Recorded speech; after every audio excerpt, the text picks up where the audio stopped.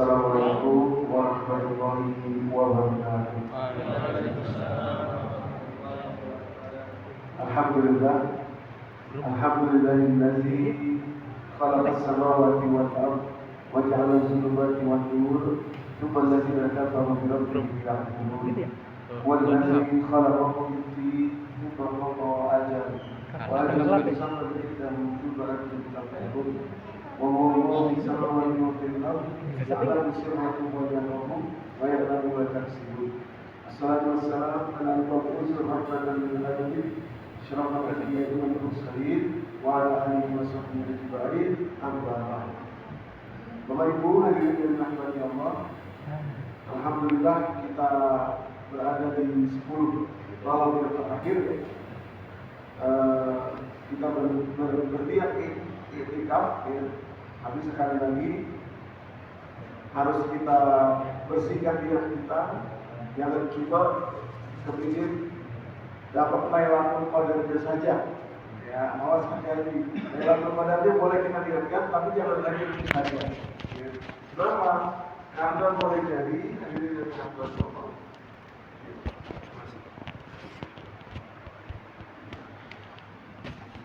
Karena boleh jadi nanti Lailatul Qadarnya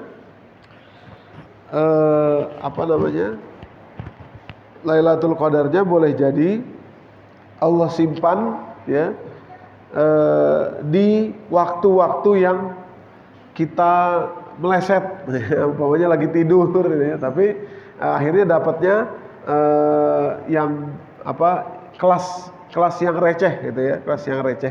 Tapi kita niatkan kepada Allah Subhanahu wa taala, jadi mudah-mudahan dimanapun kita pada malam-malam iktikaf kita, maksudnya dimanapun itu, mungkin kita lagi ketiduran, lagi capek, lagi tetap kita akan insya Allah mendapatkan derajat yang tertinggi ya. Jadi niatnya jangan karena Lailatul Qadarnya, tapi karena Allah Subhanahu wa taala. Salat dan salam mari senantiasa kita sampaikan kepada junjungan kita Nabi kita Muhammad sallallahu alaihi wasallam. Demikian pula kepada seluruh keluarga dan sahabat beliau. Mudah-mudahan kita istiqomah untuk terus belajar, untuk terus mengamalkan, untuk terus mendakwahkan nilai-nilai yang beliau sallallahu alaihi wasallam tinggalkan bagi kehidupan kita di atas dunia ini. Bapak Ibu hadirin yang dirahmati Allah, apapun yang datang ke atas dunia ini dengan kebaikan ya, itu selalu polanya adalah banyak hadiah yang Allah siapkan ya. Jadi ini jadi tolak ukur ya, bisa jadi tolak ukur buat kita. Contoh korma ajwa. Korma ajwa itu dulu mah nggak ada. Sebelum Rasulullah pindah ke Yasrib nggak ada korma ajwa tuh ya. Begitu Rasulullah pindah ke Yasrib, korma yang tadinya tumbuh bukan ajwa, tahu-tahu dia tumbuh dengan varian yang baru itu, yang agak hitam ya, terus tapi lebih legit ya. Kemudian dikenal dengan nama ajwa atau korma Nabi, kita kenalnya gitu ya. Sebetulnya bukan karena favoritnya Nabi, tapi karena baru tumbuh setelah Nabi pindah ke Yasrib ya.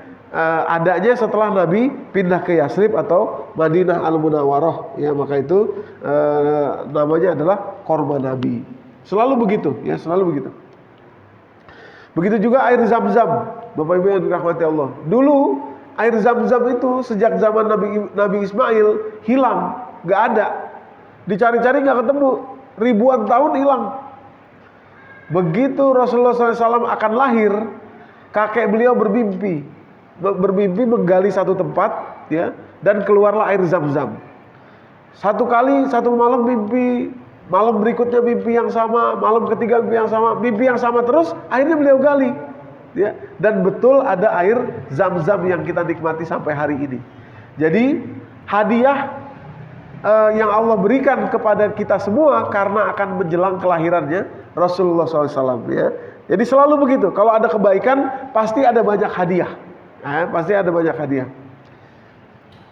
Saya kenal ada satu orang guru ya, satu orang ustadz, beliau pindah ke satu tempat ya, tempat tinggalnya pindah gitu ya. Gak lama dia pindah di situ, beberapa bulan dia tinggal, datang tetangganya nganterin buah mangga. Ya, buah mangga dan tetangganya bilang gini, "Pak, Sejak tahun 87 saya tinggal di sini, pohon mangga ini sudah ada, nggak pernah sekalipun berbuah. Sekarang berbuah. Ini buahnya saya kasihkan karena agak menjulur ke rumah bapak. Dia bilang sama si ustadz ini, Bapak Ibu yang dirahmati Allah. Ya. Itu pokoknya setiap kali ada keadilan, kebenaran yang ada di dalam lingkungan kita, pasti ada hadiahnya. Ya. Anak kecil gitu juga. Seorang anak baru lahir, syariatnya diakikahkan, kemudian dibagi-bagi kepada seluruh lingkungan sekitarnya. Ya. Kambingnya, supaya orang makan dan tahu bahwa adanya si anak ini memberikan hadiah keberkahan. Begitu juga Al-Quran, Bapak Ibu yang dirahmati Allah. Al-Quran itu luar biasa. Tadi judul kita adalah Al-Quran, pintu rezeki yang sebenarnya, ya, pintu rezeki yang sebenarnya. Salah satu hadiah besar Al-Quran adalah sahur. Sahur. Nah, ini jadi insya Allah kita lebih fokus ke malam ini lebih fokus untuk membahas kenapa kok hadiah sebesar ini, semahal ini, tapi kita tidak bisa tahu. Tadi seperti kata Pak Andri ya, ada pengemis minta-minta pakai apa? Pakai mangkok. Tahu-tahu mangkoknya itu ternyata mahal gitu ya. Dia nggak sadar. Seperti Al-Quran turun kepada kita, ya. Kita nggak tahu bagaimana cara membukanya, sehingga kita tidak tahu hadiahnya seperti apa. Ya. Sebelum sampai ke situ, Bapak Ibu yang dirahmati Allah, kita buka dulu Quran surat ke-56 ya, surat Al-Waqiah ayat ke-75 ya. Surat 56 ayat 75 ya.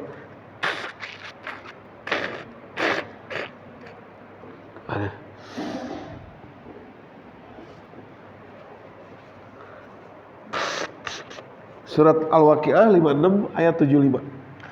Kalimat Allah begini Bapak Ibu yang dirahmati Allah. Jadi di dalam Al-Quran Allah Subhanahu wa Ta'ala itu banyak bersumpah ya, banyak memberikan sumpah. Surat 56 ayat 75 ya. Silahkan yang pegang mushaf silahkan buka, nanti kita lihat, kita baca. Surat 56 ayat 75. Surat Al-Waqiah ayat 75.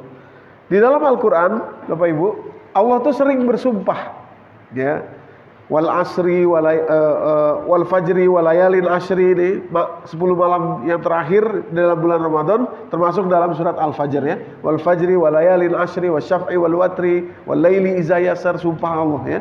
Kemudian wasyamsi wa duhaha, Allah bersumpah demi matahari, demi waktu duha. Allah bersumpah demi waktu malam, wal laili iza yaghsha, wan nahari iza tajalla. Allah bersumpah demi waktu asar wal asri. Allah bersumpah juga demi hari kiamat, la uqsimu biyaumil qiyamah wa la uqsimu binafsil lawamah, dan seterusnya ya.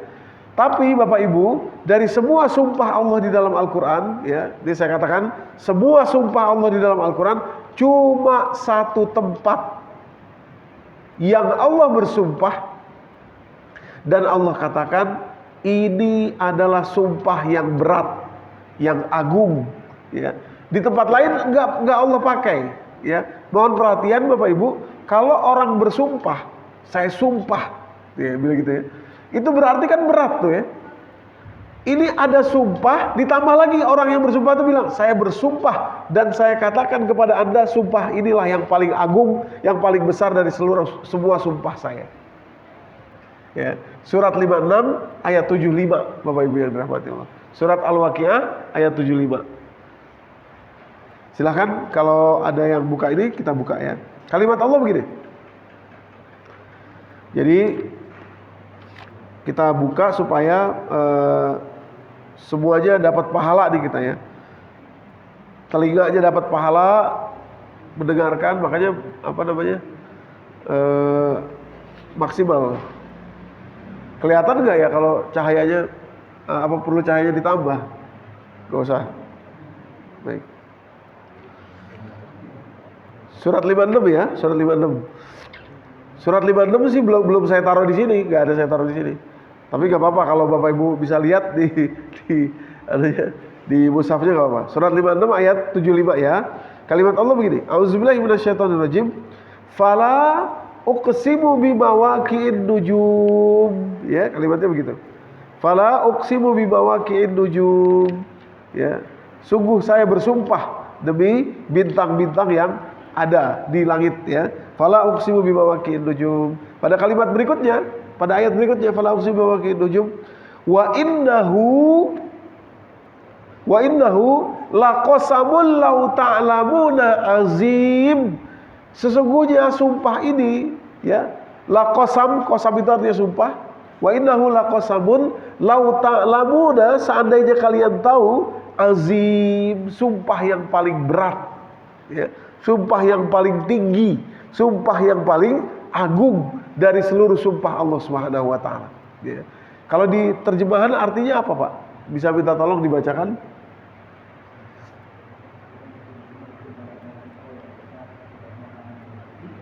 Apa?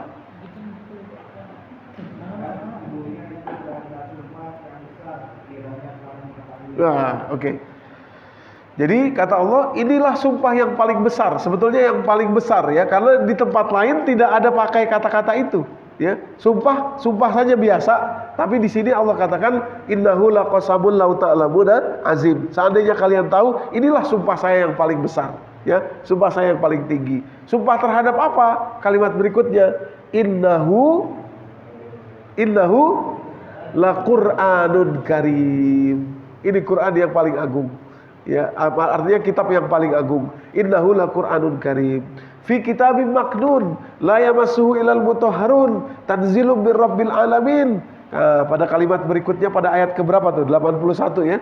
Afa bihadzal hadithi antum mudhinun. Apakah dengan perkataan yang ada di dalam kitab ini kalian menganggap remeh, menganggap sepele, padahal saya mengatakan ini paling agung. Kok kalian menganggap sepele? Kira-kira begitu. Ya, kira-kira begitu. Apa bihazal hadis antum mudhinun. Perhatikan Bapak Ibu, perhatikan kuncinya sudah mulai kelihatan ya. Pelan-pelan kita buka kuncinya. Kalimat Allah, apa bihazal hadis. Ya, apa bihazal hadis ya. Artinya apa?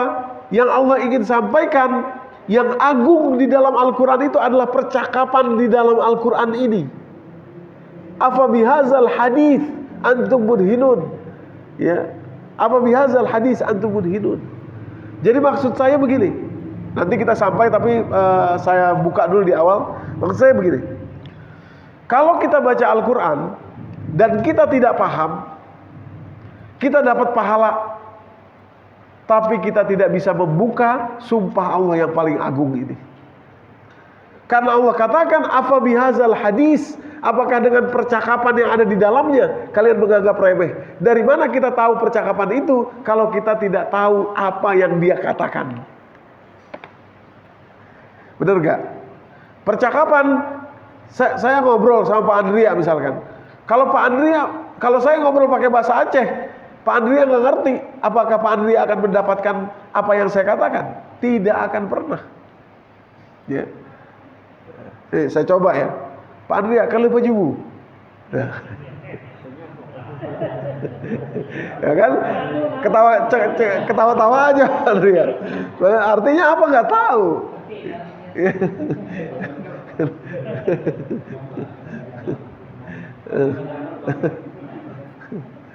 Ya,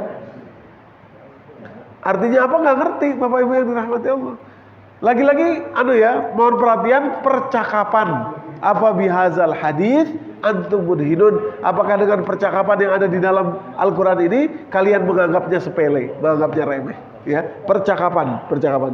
Saya ulangi, percakapan itu ya dua pihak dan kedua-duanya mesti saling mengerti, mesti dalam bahasa yang benar ya. Kalau bahasanya kita tidak tahu ya, kita tidak akan mengerti apa isi percakapan yang mau disampaikan oleh lawan bicara kita. Demikian pula Al-Quran. Nah, yang paling menarik pada kalimat berikutnya. Tadi kan ya, afa bihazal hadisi antum mudhinun. Perhatikan kalimat berikutnya. Wa taj'aluna rizqakum annakum tukazzibun, dan kami jadikan ini sebagai rezeki kalian ya. Wa taj'aluna rizqakum annakum tukazzibun, kalian mendustakannya ya. Jadi Bapak Ibu yang dirahmati Allah, inilah faktor rezeki kita. Sederhana sekali. Dan Allah katakan inilah sumpah yang paling tinggi. Sumpah yang paling tinggi adalah Allah menjelaskan bahwa inilah faktor rezeki kita. Wa taj'aluna rizqakum annakum tukazzibun. Sementara kalian mendustakannya. Ya. Maka itu saya sering ketemu orang, Ustadz gimana caranya ya? Saya udah sholat, saya puasa, ya. Tapi kadang-kadang rezeki saya suka seret, Ustadz. Jawabannya sederhana. Bapak, Ibu sudah meluangkan waktu, sudah mewakafkan waktu, usaha dan lain sebagainya belum terhadap faktor rezeki Bapak Ibu? Emang faktor rezeki itu apa? Faktor rezeki adalah wa taj'aluna rizqakum annakum tukazzibun. Kami jadikan dia sebagai faktor rezeki kalian. Tapi lagi-lagi bukan hanya dibaca tanpa paham, tapi diajak bicara, ajak ngobrol. Afa bihadzal hadithi antum mudhidun. Sebagaimana kita ngobrol. Ya. Kalau Bapak Ibu nggak paham apa yang saya sampaikan, nggak akan mau ngobrol. Ngapain lo nggak ngerti? Ya. Seperti itulah kita terhadap Al-Quran, Bapak Ibu yang dirahmati Allah. Sehingga faktor rezeki kita selama ini terkunci, terbatas. Kenapa? Karena kita nggak ngobrol sama Al-Quran. Nggak ngobrol, baca ulang-ulang, tapi tidak paham.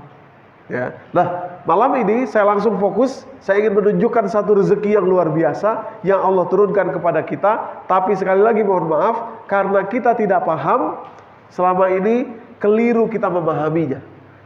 Ya, dia adalah sahur, Bapak Ibu yang dirahmati Allah. Di awal saya sampaikan, di awal ini tadi, sahur ini adalah obat dari segala obat. Ya. Tadi Pak Ahmad bilang, jelas aja obat, makanannya begitu enak-enak. Oh, bukan itu maksudnya. Bukan itu maksudnya. Maksudnya adalah sahur itu betul-betul obat segala obat. Cuma karena kita selama ini gak ngobrol sama Quran, kita gak tahu bahwa yang dimaksud dengan sahur itu bukanlah makan, Bapak Ibu. Oke? Sahur itu bukanlah makan. Nah, itu dia ya. Saya akan menunjukkan bagaimana Al-Quran itu memberikan rezeki kepada kita, ya. Wa taj'aluna rizqakum annakum tukazzibun. Oke, pelan-pelan ya. Ini kita sampai jam berapa nih Pak Andrea?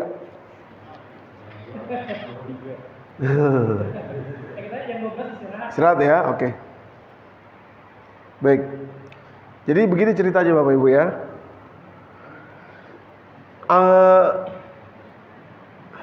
Ini kita cepetin aja. Gini. Kata-kata yang kita pakai ya dalam sehari-hari itu akan membentuk karakter kita. Ya, kata-kata yang kita pakai sehari-hari membentuk karakter kita. Contoh suku Bajau deh ya.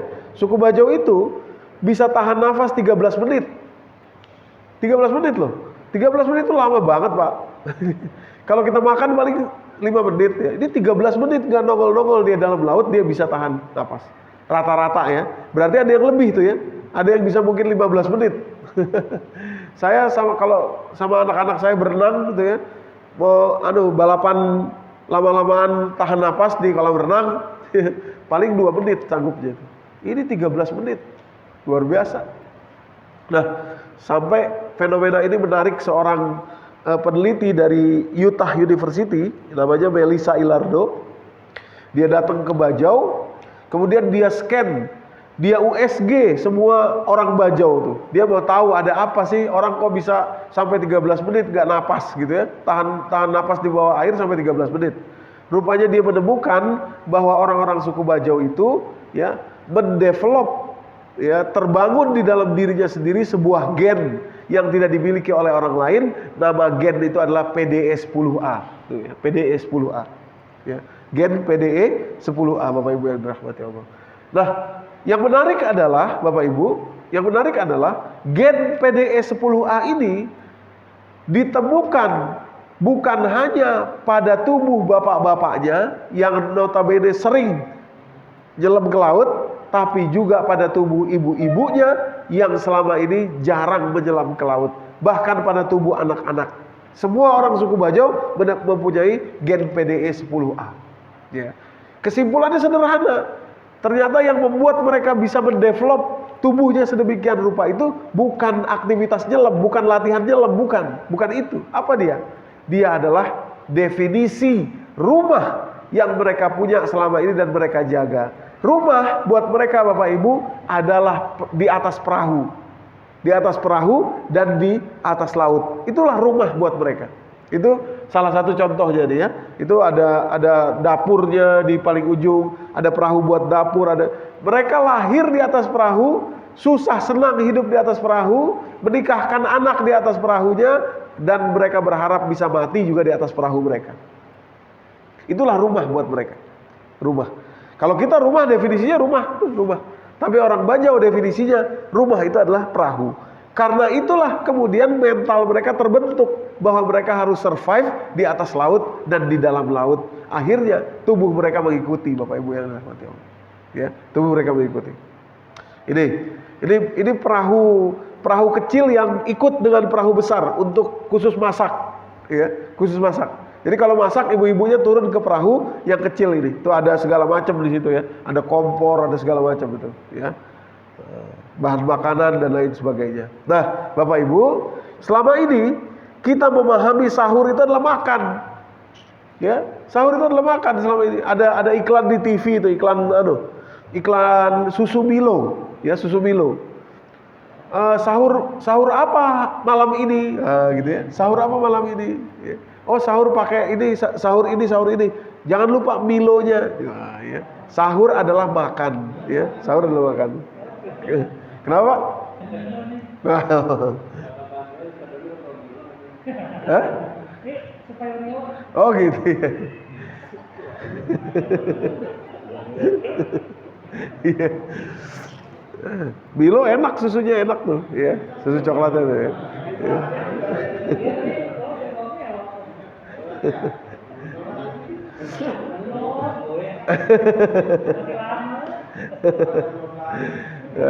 Nggak usah. Oke. Nah, Bapak Ibu, karena sahur adalah makan selama ini kita tahunya, akhirnya dia membentuk mental kita ya, membentuk fisik kita. Cuma soal makan saja. Padahal sahur jauh lebih besar daripada makan, dan nanti saya tadi mengatakan ini adalah obat dari segala obat. Bagaimana bisa begitu Pak Ustadz? Nah, ini. Oke, sahur disebut 3 kali dalam Al-Quran. Ya, yang pertama Quran surat ketiga ayat 17, surat Ali Imran ayat ke-17, kemudian surat Az-Zariyat surat 51 ayat ke-18, dan surat Al-Qamar surat 54 ayat ke-34. Cuma 3 tempat. Nah, ini saya mulai masuk ya. Bapak Ibu mohon perhatian, saya mulai masuk menunjukkan bagaimana caranya ngobrol dengan Al-Quran.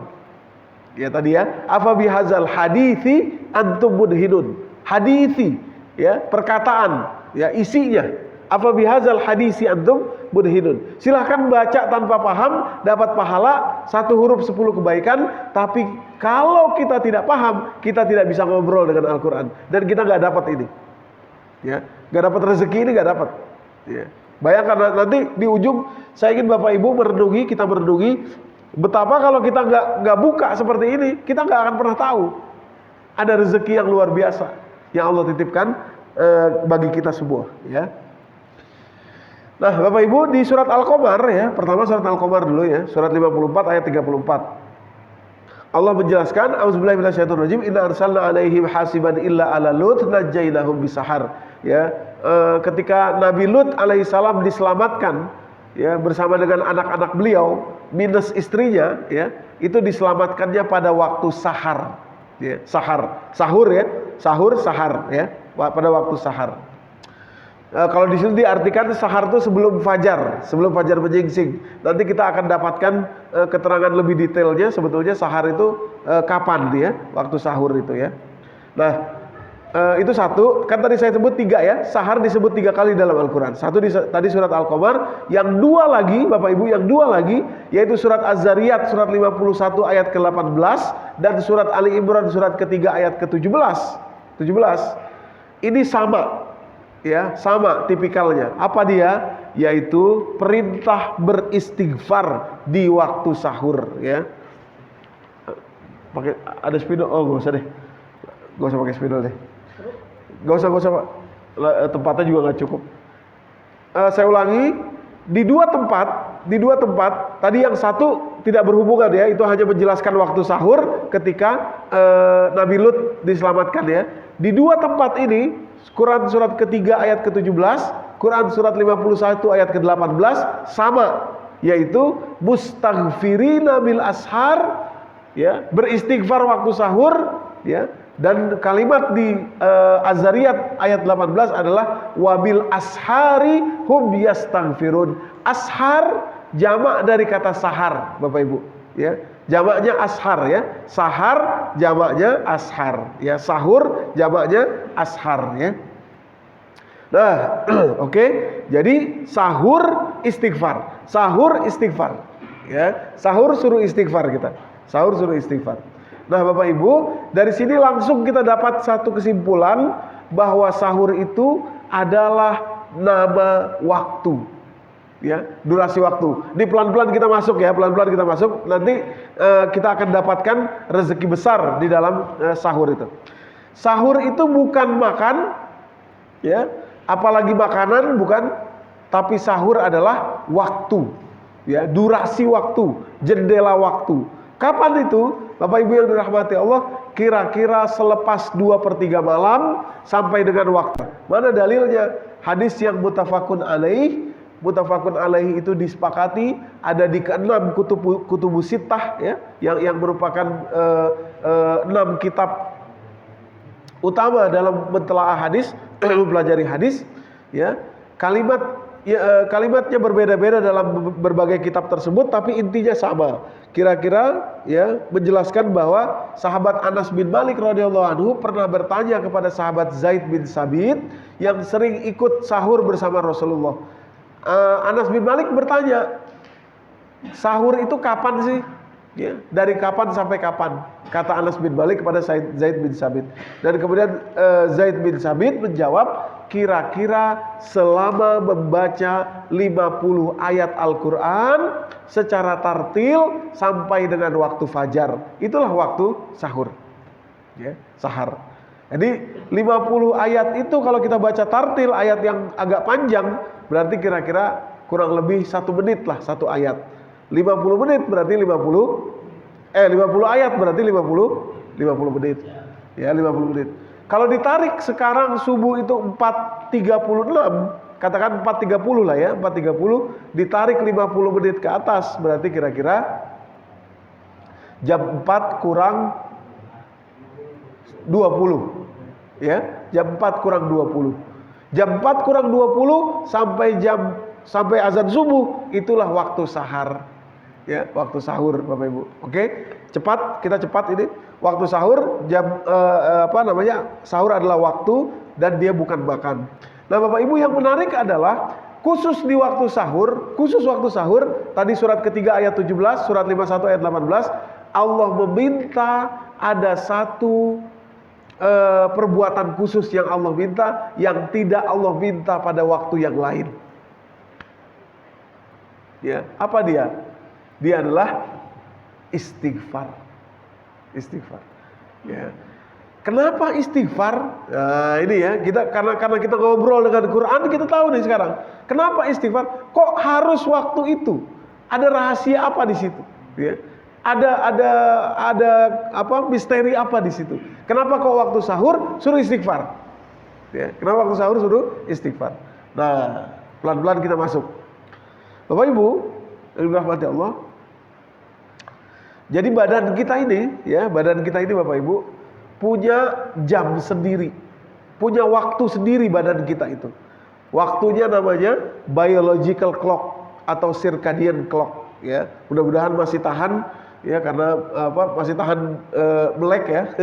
Ini sedikit saja saya usahakan tidak banyak istilah-istilah medis di sini, hanya ingin menunjukkan nanti apa hubungannya antara sahur, istighfar dan obat dari segala obat tadi yang saya katakan di awal ya. Bapak Ibu, tahun 2017 3 orang ini mendapatkan hadiah Nobel atas penelitian mereka terhadap jam tubuh kita. Ya, jadi tubuh kita ini punya jam sendiri. Kalau jam jadi lawan, rusak tubuh kita. Ya. rusak tubuh kita kalau jamnya dilawan. Maka itu saya tidak terlalu sepakat ya dengan pendapat beberapa orang ulama yang mengatakan bahwa sebaiknya di malam-malam 10 malam terakhir itu jangan tidur sama sekali. Ya. Saya kurang sepakat sama hal itu. Ya.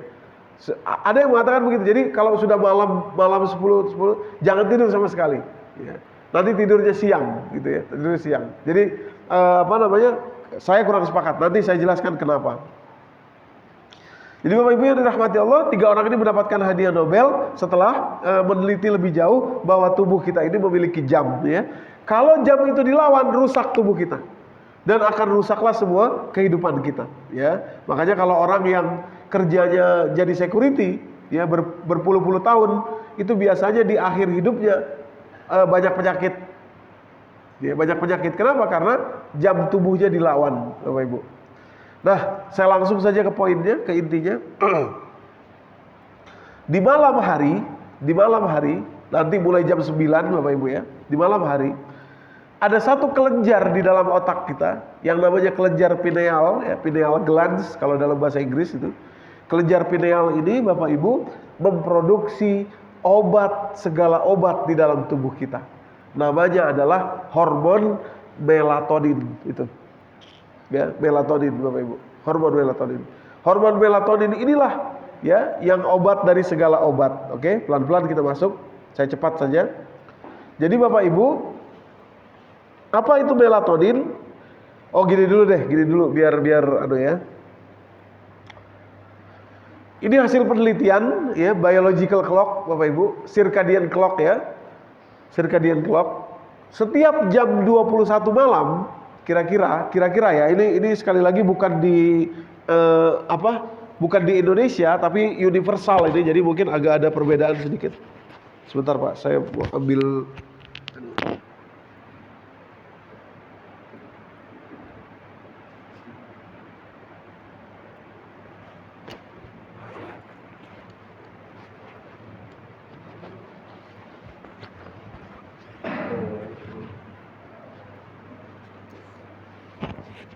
Jadi setiap jam 9 ya.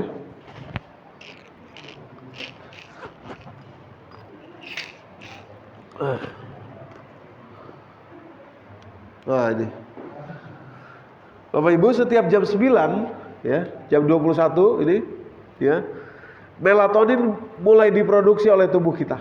Jam 9 ya. Jam 9. Kira-kira ini mungkin kalau di Indonesia agak lebih sedikit atau agak kurang sedikit ya, jam 9. Itu sebabnya sekarang kita tahu beberapa hadis menyebutkan bahwa Rasulullah itu tidurnya kira-kira jam 9 ya. Setiap jam 9 beliau tidur. Terus diproduksi Bapak Ibu melatonin itu sampai kira-kira nanti kita melihat matahari di pagi hari ya. Kalau di sini kira-kira jam 7.30, tapi kalau di waktu kita kira-kira jam setengah 7 ya, waktu selepas syuruk ya, di situ melatonin berhenti berproduksi ya, stop di situ dia, stop. Oke. Nah, Bapak Ibu yang dirahmati Allah, dalam durasi melatonin dari diproduksinya jam 9 ini sampai dengan berhentinya itu ada perjalanan yang luar biasa di satu durasi waktu ya, yaitu ketika temperatur tubuh kita sedang rendah-rendahnya, sedang paling rendah. Dia ke sana tuh ininya, ada pantulannya tuh. Wow. Jadi pada waktu ini Bapak Ibu, temperatur tubuh kita sedang rendah-rendahnya, sedang paling rendah. Dan ketika temperatur tubuh kita rendah, ketika itulah hormon melatonin ini bekerja mereparasi organ tubuh kita. Ya. Jadi organ tubuh ini Bapak Ibu yang dirahmati Allah, kalau dia dalam fungsi yang maksimal itu panas, seperti mesin mobil kira-kira. Ya. Untuk bisa direparasi harus diturunkan temperaturnya, bukan dimatikan tapi diturunkan temperaturnya. Pada saat temperaturnya turun, ketika itulah dia menyerap ya hormon melatonin tadi ini Bapak Ibu yang dirahmati Allah. Ya, organ-organ tubuh kita. Nah, Bapak Ibu yang dirahmati Allah, Penelitian mengatakan, ini penelitian ini ya, waktu satu-satunya dari 24 jam ini, satu-satunya waktu di mana tubuh kita sedang rendah-rendahnya temperaturnya, sedang terjadi reparasi terhadap organ tubuh kita, hanya pada waktu sahur. Kira-kira jam 4.30 ini, 4.30 waktu di sana ya. Kira-kira waktu sahur lah waktu kita. Nama kita ya dalam Al-Qur'an namanya adalah waktu sahur. Bapak Ibu yang dirahmati Allah. Dalam durasi waktu sahur, tubuh kita sedang dalam temperatur terendah dan ketika itu sedang terjadi reparasi dari hormon melatonin, Bapak Ibu. Nah, maksud saya begini. Ini juga penelitian yang kedua, Bapak Ibu yang dirahmati Allah. Melatonin, Bapak Ibu, ya, melatonin itu luar biasa besarnya, manfaatnya dahsyat sekali. Tapi kalau tidak mampu diserap oleh tubuh kita, dia terbuang percuma saja. Ya, dia terbuang percuma saja. Seperti radio, kalau ada radio, itu gelombangnya tuh ada di udara ini ada gelombangnya. Tapi radionya mesti kita nyalain dulu, klek. Kita pasang dulu di frekuensi tertentu, baru kita bisa menangkap suara radionya. Begitulah melatonin ini, Bapak Ibu yang dirahmati Allah. Oke, makanya kita harus bangun di waktu ini dan kita harus menjaga temperatur tubuh kita supaya rendah. Nanti ada rahasia kecil bagaimana cara menjaga temperatur tubuh kita rendah dan apa hubungannya Al-Quran sebagai buku petunjuk hidup kita, badan kita yang Allah ciptakan dan alam semesta tempat kita tinggal ini. Sebentar saya masuk ke sini dulu. Bapak Ibu, jadi ini adalah website ya, website terpercaya. Maka tadi saya katakan obat segala obat ya.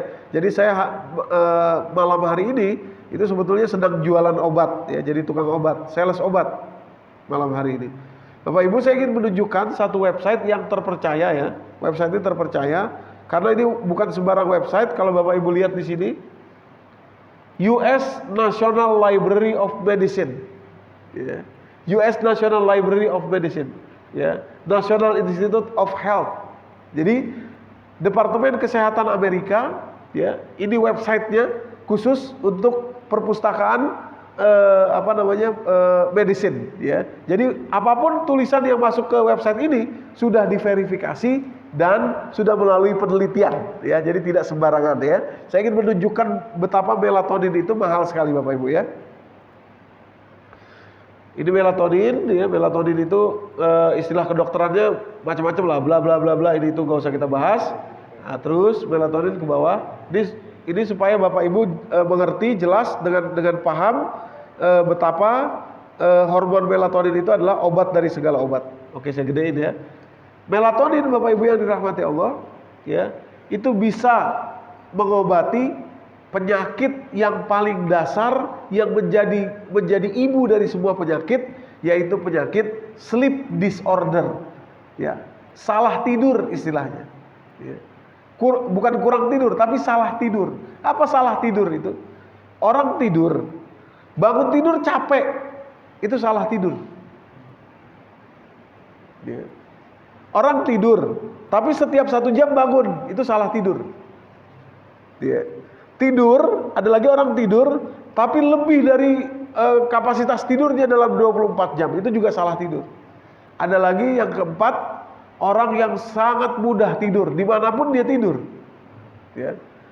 Itu bahasa Inggrisnya sleep disorder, bahasa Citayamnya pelor. Itu pelor itu atau itu kelainan itu, ya, ada kelainan. Saya kenal orang dimanapun sebentar aja kita lengah gitu ya, nggak ngajak ngobrol dia pasti tidur.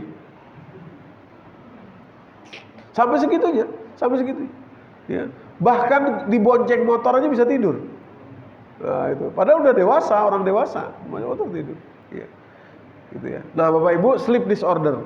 Sleep disorder ini bahaya. Kenapa? Karena ketika kita tidak istirahat, melatonin itu tidak diserap oleh otak kita, maka akan besar kemungkinan terkena stroke.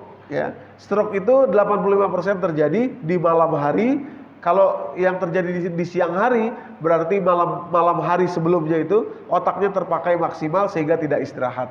Makanya sekarang anak-anak muda, anak-anak milenial sekarang ini kita dapati banyak kasus terkena stroke padahal masih muda. Ya. Kenapa? Karena otaknya nggak istirahat, main game. Ya. Kan itu stimulus otak terus ya. Hormon endorfinnya bekerja terus, Bapak Ibu yang dirahmati Allah. Apalagi kalau sampai nauzubillah terkena narkoba yang namanya sabu-sabu dan lain sebagainya. Itu membuat otak itu tidak istirahat dan pada gilirannya pembuluh otak akan pecah. Oke, itu sleep disorder satu ya. Jadi saya katakan tadi obat segala obat. Yang kedua, melatonin itu memperbaiki circadian rhythm.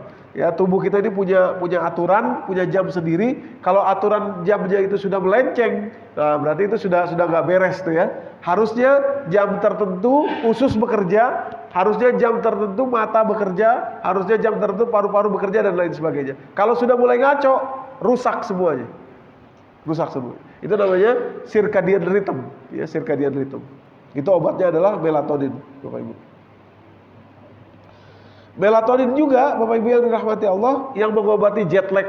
Ya, jadi kalau kita terbang naik pesawat lebih dari 20 jam, maka tubuh kita, badan kita masih mengikuti jam di tempat asal kita, sementara kita sudah berada di tempat yang baru, sehingga dia butuh waktu untuk menyesuaikan. Untuk bisa menyesuaikan dengan cepat, obatnya adalah melatonin, ya, melatonin.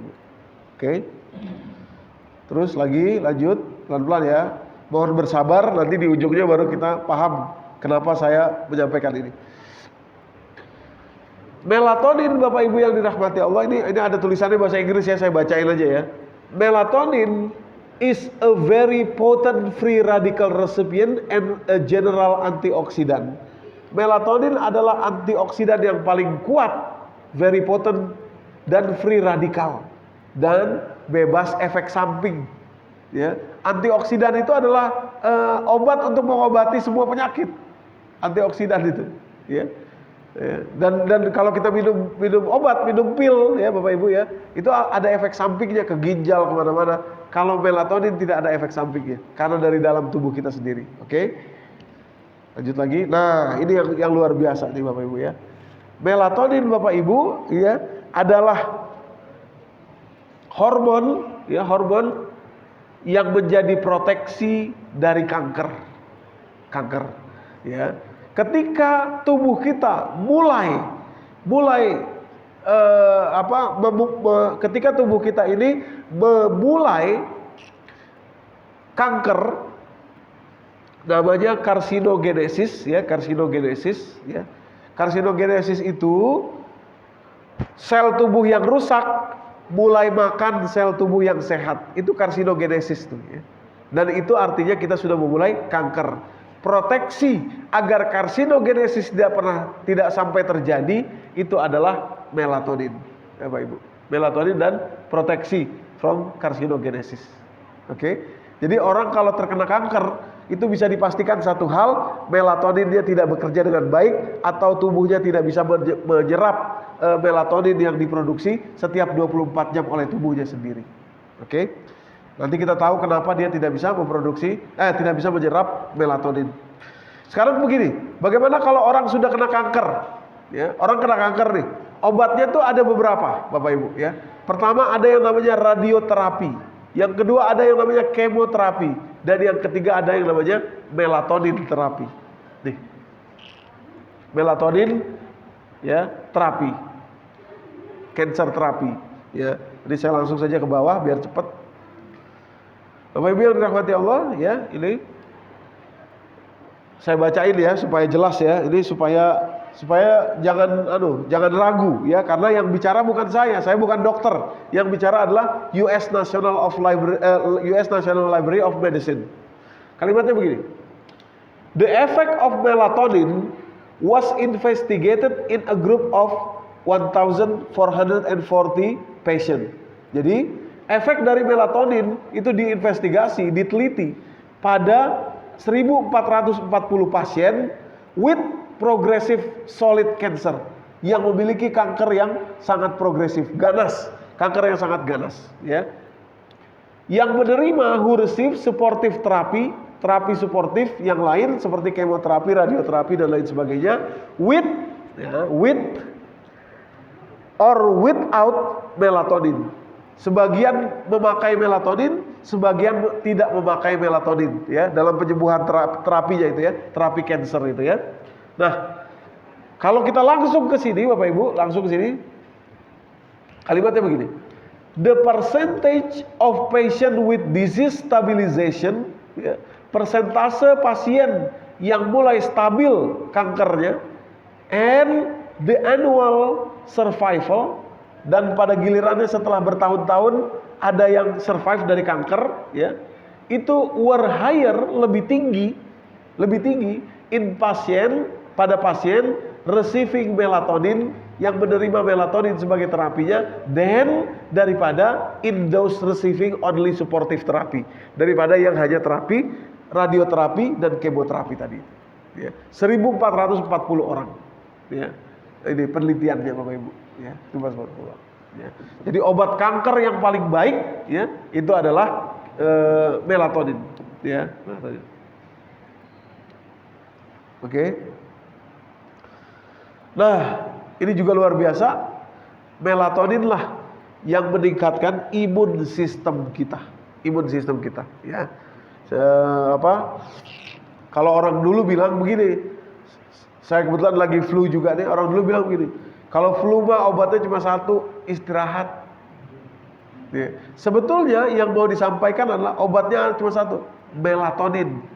Kalau kita istirahat, melatonin terproduksi, Bapak Ibu yang dirahmati Allah. Ya, imun sistem kita meningkat. Ya, obatnya cuma itu. Ya, obatnya cuma itu. Oke. Kelenjar tiroid begitu juga, ya. Nah, ini juga luar biasa. Melatonin lah, ya, yang bisa mencegah seseorang dari terkena penyakit neurodegeneratif. Penyakit neurodegeneratif itu adalah penyakit yang berkaitan dengan neurotik kita, ya. Pikun, Alzheimer, ya, demensia, itu penyakit neurodegeneratif. Ya, jadi orang kalau pikun itu sudah pasti tubuhnya tidak bisa menyerap melatonin yang diproduksi oleh tubuhnya sendiri. Nah, Bapak Ibu, ya, masih sanggup ya? Dikit lagi ya.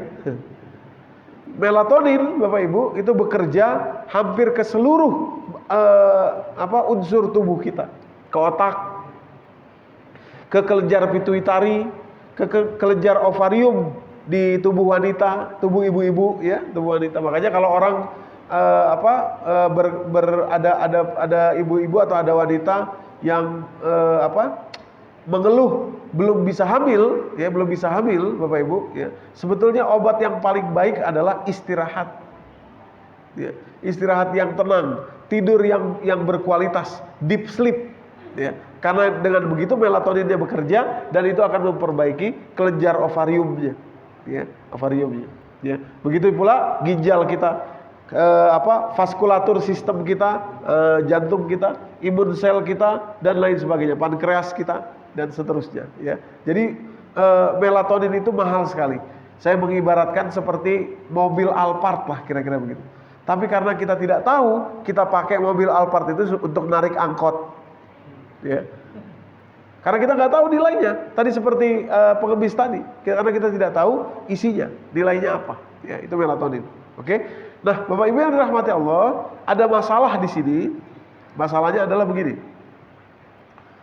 Masalahnya adalah melatonin, Bapak Ibu yang dirahmati Allah, harus bisa diserap oleh tubuh kita. Itu masalahnya. Dia memproduksi, tapi kalau tubuh kita tidak bisa menyerap, sama juga bohong, ya. Nah, ini istilah-istilah kedokteran MT1 dan MT2, tapi reseptor, ya, reseptor of melatonin, ya. Sederhananya begini, saya gak usah menjelaskan ini nanti kayak kuliah kedokteran lagi, ya. Langsung saja balik ke sini, Bapak Ibu yang dirahmati Allah, kepada circadian clock kita tadi itu, ya, jam tubuh kita. Nah, ini dia. Setelah kita tahu betapa mahalnya melatonin, betapa melatonin itu adalah obat dari segala obat, Bapak Ibu yang dirahmati Allah, kalau kita kembali ke sini, ya, di waktu sahur ini, Kalau kita bisa menjaga tubuh kita tetap pada temperatur yang rendah, ya, maka sebetulnya kata lainnya adalah, ya, ini waktu reparasi, waktu melatonin diterima oleh tubuh kita. Kita sedang menyiapkan organ-organ tubuh kita untuk menyerap melatonin pada jam ini, ya, pada waktu sahur ini. Ketika temperatur tubuh kita sedang rendah-rendahnya itu, oke, sedang rendah-rendahnya. Nah, ada satu rahasia kecil, ya, dilanjutannya. Ada satu rahasia kecil yang menghubungkan semuanya, yang menghubungkan Al-Quran, yang menghubungkan tubuh kita, yang menghubungkan siang dan malam ini. Apa dia? Bapak Ibu, di dalam tubuh kita, ya, di dalam tubuh kita, yang membuat temperatur tubuh kita itu rendah, ya. Jadi gini ya, kalau Anda mau melatonin itu bekerja, memperbaiki semua tadi sel tubuh kita semua, ya, maka jaga supaya temperatur tubuh kita rendah pada jam-jam sahur tadi. Caranya bagaimana? Caranya adalah mengakses kelenjar hipotalamus kita yang ada di otak. Karena kelenjar hipotalamus itulah yang bekerja merendahkan temperatur tubuh kita, ya, merendahkan temperatur tubuh kita. Bapak Ibu yang dirahmati Allah, rupanya ternyata hipotalamus juga lah yang bekerja, ya, untuk, ya, atau yang bertanggung jawab menciptakan rasa takut di dalam tubuh kita. Jadi persamaannya adalah, ya, rumusnya adalah, kalau Anda ingin sehat, ya, pastikan melatonin itu terserap di dalam tubuh kita. Kalau melatonin ingin terserap, pastikan suhu tubuh kita rendah pada saat sahur, pada saat waktu sahur. Dan kalau suhu tubuh kita ingin rendah pada saat sahur, pastikan pada waktu itu kita takut.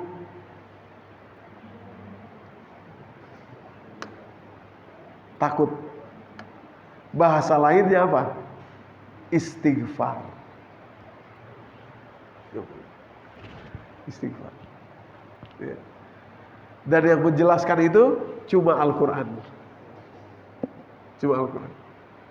Wal mustaghfirina bil ashar, Quran surat ketiga ayat 17. Wabil asharihum yastaghfirun, Quran surat 51 ayat ke-18. Cuma itu sahar disebut. Satu lagi tadi surat Al-Qamar, Bapak Ibu. Sahur istighfar, sahur istighfar, sahur istighfar. Ya. Istighfar itu kan takut, ya. Istighfar itu bukan cuma bacaan lafaz saja, ya. Istighfar itu, ya, Bapak Ibu, itu adalah bentuk kalimat dalam bahasa Arab yang menunjukkan perbuatan minta ampun. Itulah istighfar, ya. Istijal misalkan, terburu-buru, itu perbuatan terburu-buru dari kata ajal, waktu. Istijal, terburu-buru artinya, ya. Istata'a, ya, dari kata taat. Istata'a adalah perbuatan untuk menuju taat, ya. Perbuatan untuk menuju taat. Begitu juga istighfar. Istighfar itu adalah perbuatan yang memohon ampunan. Jadi rasa takut di dalam diri kita itulah istighfar. Nah, nanti keluarnya kalimat istighfar. Astagfirullahaladzim, ya Allah, saya belum siap, ya Allah. Kalau saya meninggal, dosa saya masih banyak, ya Allah. Kalau Anda lakukan itu di waktu sahur tadi, hipotalamus Anda bekerja, ya, suhu tubuh Anda temperaturnya rendah. Dan ketika itu sel-sel tubuh kita, organ tubuh kita sedang menyerap melatonin. Luar biasa, ya, dahsyat, ya. Ya, itulah Al-Quran. Al-Quran lah, ya, yang bisa menjelaskan itu semua. Bapak Ibu yang dirahmati Allah, ya. Nah, ya, jadi di waktu sahur tubuh kita mencapai, jadi tubuh itu sudah memulai, dia sudah rendah sendirinya, tapi harus kita jaga rendahnya terus. Gimana kalau kita tidur, bablas tidur, ya? Maka melatonin yang mahal tadi hanya kita pakai untuk tidur saja, tidak terlalu bermanfaat. Kita memang harus bangun di waktu sahur itu dan beristighfar, ya. Harus bangun dan beristighfar, ya. Baru kemudian hipotalamus kita bekerja dan dia menyerap melatonin di dalam tubuh kita. Nah, Bapak Ibu, tadi di awal saya katakan betapa ruginya kita karena kita selama ini tidak ngobrol dengan Al-Quran. Cuma baca saja, tidak ngobrol dengan Al-Quran. Maksudnya begini, ya. Karena selama ini kita tahunya sahur itu adalah makan, ya. makan, padahal Al-Quran tidak pernah menyebut itu. Sahur itu adalah makan, kita tahunya ya. Akhirnya para pemilik stasiun televisi, para manajer-manajer program di stasiun televisi, ya, mereka tanya ke anak buahnya mungkin yang Islam, tanya begini, sahur itu apa sih? Oh, sahur itu makan, Pak. Oh, oke. Kalau gitu kita bikin acara yang bisa menemani makan. Ya. Akhirnya dibuatlah acara komedi, Bapak Ibu yang dirahmati Allah. Yang kita tidak sadari adalah ketawa di waktu sahur, ya. Komedi di waktu sahur mematikan hipotalamus kita. Karena hipotalamus tadi kerjanya rasa takut. Rasa takut sama rasa ketawa kan bertolak belakang. Begitu kita ketawa, mati hipotalamusnya. Langsung suhu tubuh kita naik. Dan ketika suhu tubuh kita naik, tertolak melatoninnya. Tidak bekerja. Jadi kita betul-betul kehilangan banyak harta yang luar biasa di situ. Kehilangan banyak rezeki yang luar biasa di situ. Karena kekeliruan memaknai kata-kata sahur. Bapak Ibu yang dirahmati Allah. Ya, karena kita tidak ngobrol dengan Al-Quran. Kita cuma baca doang, tapi nggak ngobrol. Ya, nggak mendengarkan Quran. Ya. Kita baca aja satu arah aja. Baca. Apa nggak boleh Ustadz? Boleh. Apa nggak ada pahalanya? Pahalanya 10 kebaikan, satu huruf 10 kebaikan. Tapi yang kita tidak dapati adalah faktor rezeki tadi. Ya. Apa bihazal hadis, percakapan. Ya. Ngobrol dengan Al-Quran. Bapak Ibu yang dirahmati Allah. Ya. Nah, sekarang jam. Oke. Nah, Bapak Ibu yang dirahmati Allah. Jadi kalau kita kembali ke hadisnya, nomor hadis 1096 dari riwayat Imam Muslim dalam kitab beliau, ya. Sebetulnya kata-katanya di dalam hadis itu adalah aklatus sahar. Ya, aklatus sahar. Bukan akalus sahar, ya. Bukan akalas sahar, tapi aklatus sahar. Apa itu aklatus sahar? Makan di waktu sahur. Makan di waktu sahur, bukan makan sahur. Ya. Jauh ya bedanya ya. Makan di waktu sahur ada di-nya. Dengan makan sahur itu beda. Biar berahmati Allah. Ya, beda ya. Jadi makanlah di waktu sahur itu memberikan barokah kepada kita, ya. Tapi dia bukan makan sahur, tapi makan di waktu sahur. Sehingga waktu sahur itu kita tidak kehilangan rezeki yang besar, yaitu reparasi tubuh kita, organ tubuh kita. Ya. Kalau kita ingin tetap muda, biasanya ibu-ibu dia anti aging, ya. Anti aging yang sejati ya melatonin ini, ya melatonin ini, nih Bapak Ibu. Ya. Ini kan ada urutannya dia, kanker. Bagaimana kanker itu tercipta tuh, ya. Ya.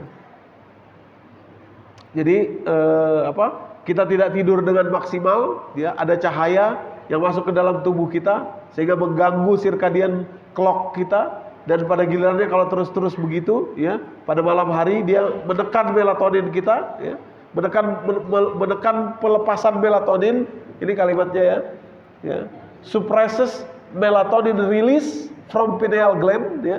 Akhirnya melatonin tidak terlepas oleh tubuh kita, tidak diserap oleh tubuh kita. Akhirnya karsinogenesis tadi bekerja dan mulai tumbuh kanker atau tumor di dalam tubuh kita. Ya, ketika melatonin itu tertekan, ketika melatonin itu tidak bisa bekerja dan tidak bisa diserap oleh tubuh kita. Ya, ini kalimatnya ini jelas ya. Cancer tumor grow faster when melatonin is suppressed. Ya, melatonin suppressed. Ya. Jadi kanker prostat, ya, kanker payudara, kanker apapun itu, ya, in people working at night, ya, bekerja di malam hari, Bapak Ibu yang dirahmati Allah. Ya, jadi bibit kanker itu bekerja di malam hari, ya, bekerja di malam hari. Oke.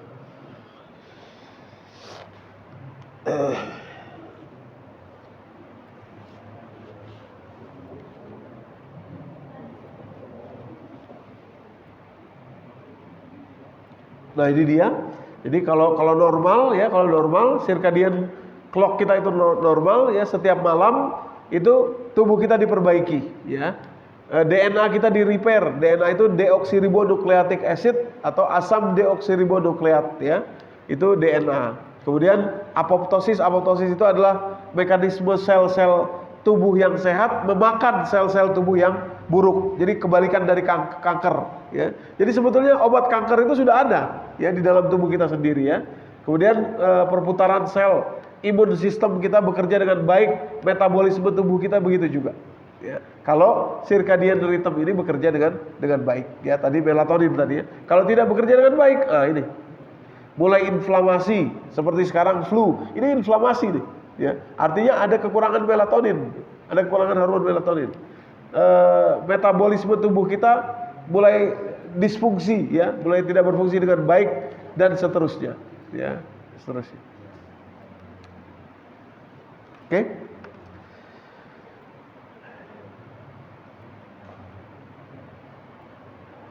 Oke, jadi saya pikir ini saja Bapak Ibu yang dirahmati Allah. Jangan terlalu banyak supaya supaya enak mencernanya, ya. Sudah setengah 12 malam. Jadi inilah faktor rezeki kita. Cuma masalahnya kita harus ngobrol dengan Al-Quran. Ngobrol, ya.